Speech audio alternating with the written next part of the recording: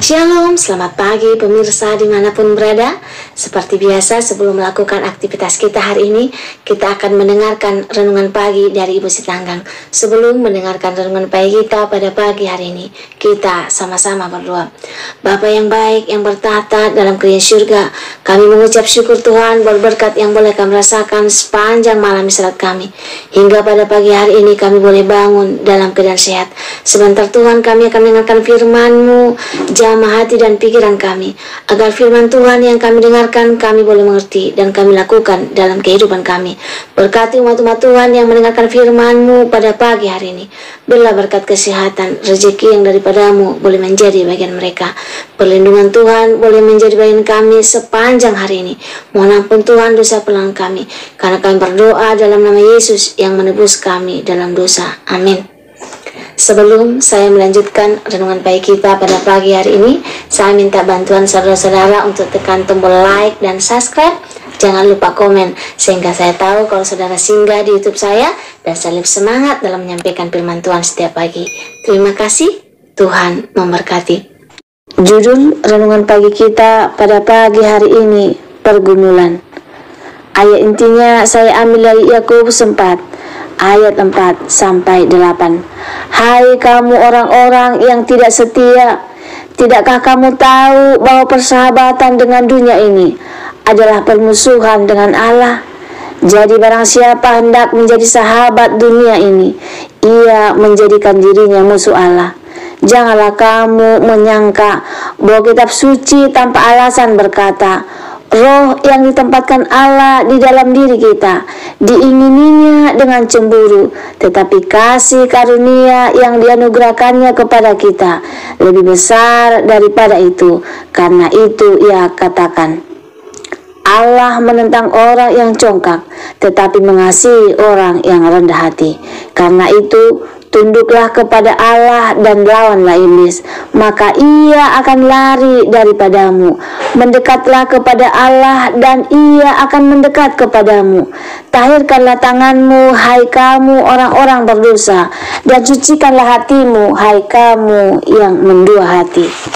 Ada satu cerita tentang seorang kepala suku Indian yang bercerita tentang pergumulan di dalam batin.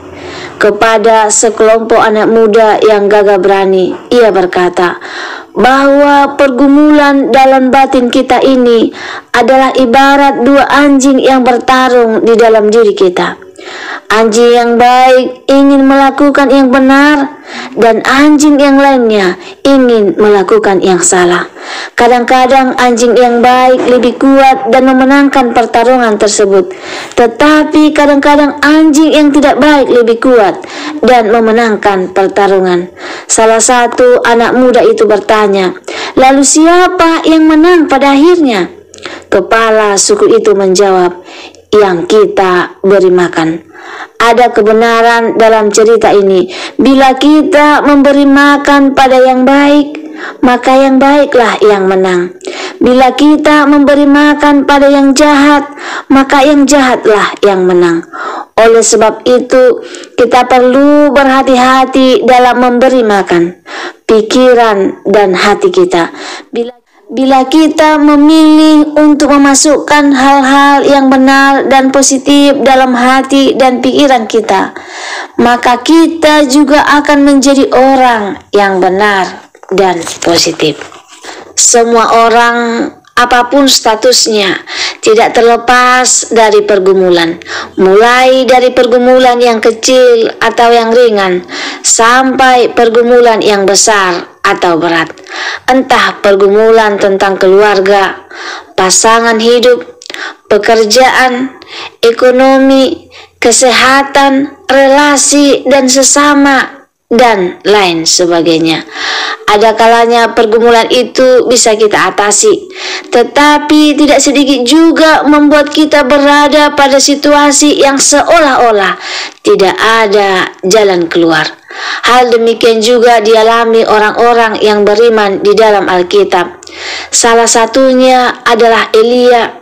Kita boleh baca 1 Raja-Raja 19 ayat 9 sampai 18. Elia adalah seorang nabi yang dipakai Tuhan luar biasa, yaitu melawan para nabi Baal.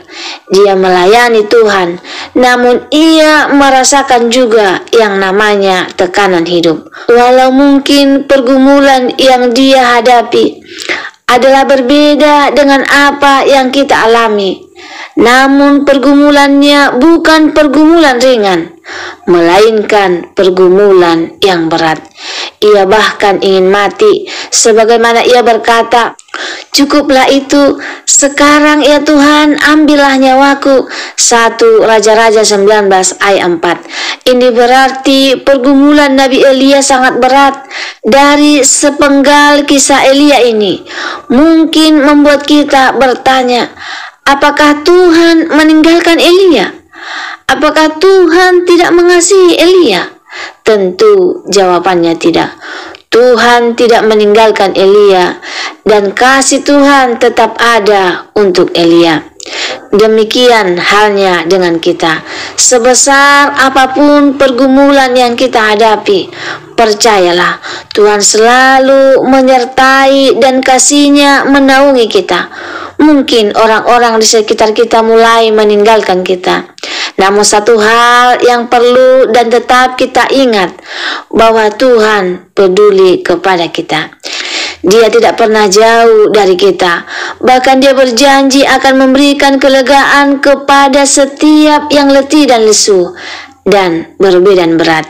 Matius 11 ayat 28. Hal berikut yang perlu kita ingat dan sadari ketika kita menghadapi dan mengalami pergumulan yang berat adalah bahwa Allah turut bekerja dalam segala sesuatu yang mendatangkan kebaikan bagi yang mengasihinya. Itulah yang disampaikan oleh Rasul Paulus dalam tulisannya kepada orang percaya di Roma 8 ayat 28. Memperhatikan kembali kisah Elia yang berjuang melawan para nabi Baal dan membuat diri Elia merasa tertekan hidupnya. Namun kalau kita memperhatikan dari dampak yang dilakukan oleh Elia adalah bahwa Allah ingin melakukan sesuatu yang baik bagi umatnya dan juga bagi Elia.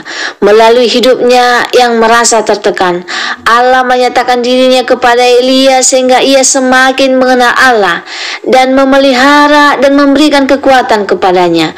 Begitu pula dengan kita, bahwa kita percaya Tuhan tidak pernah salah dalam rancangannya.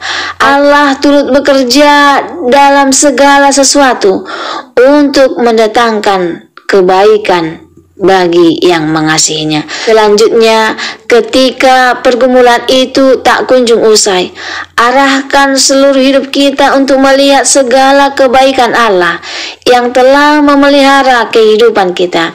Kita perlu membuka mata rohani kita untuk melihat kehadiran Tuhan.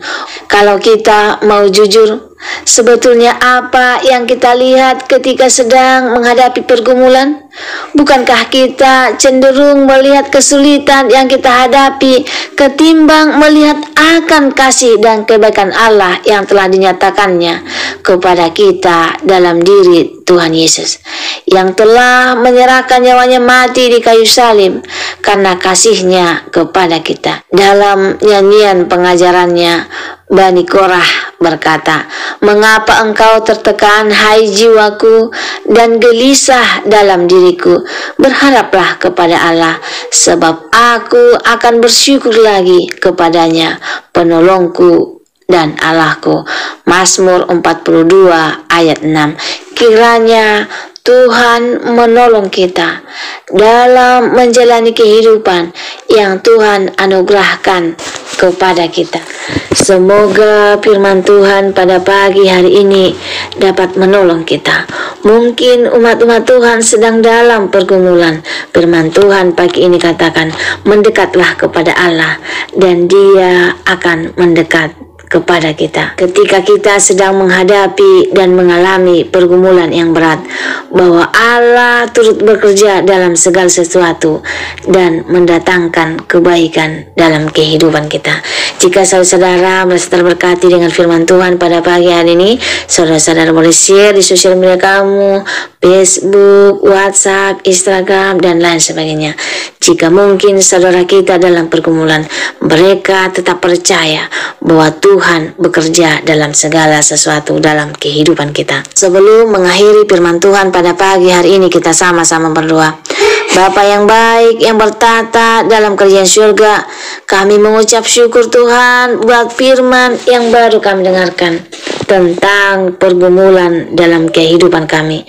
Kami percaya Tuhan bekerja dalam segala sesuatu. Kami percaya pergumulan yang sedang kami hadapi adalah pergumulan yang biasa-biasa. Sedangkan Tuhan yang kami miliki adalah Tuhan yang luar biasa. Kami percaya Tuhan akan selalu menjaga dan melindungi kami dalam kehidupan kami. Kiranya pimpinan Tuhan boleh menjamah hati dan pikiran kami, agar kami tetap selalu setia dan percaya kepada Tuhan. Kiranya lindungan Tuhan boleh menjadi bagian kami sepanjang hari ini. Mohon ampun Tuhan dosa pelanggaran kami, karena kami berdoa dalam nama Yesus yang menebus kami dalam dosa. Amin. Terima kasih saudaraku telah mendengarkan firman Tuhan pada pagi hari ini. Sampai ketemu besok pagi. Terima kasih Tuhan.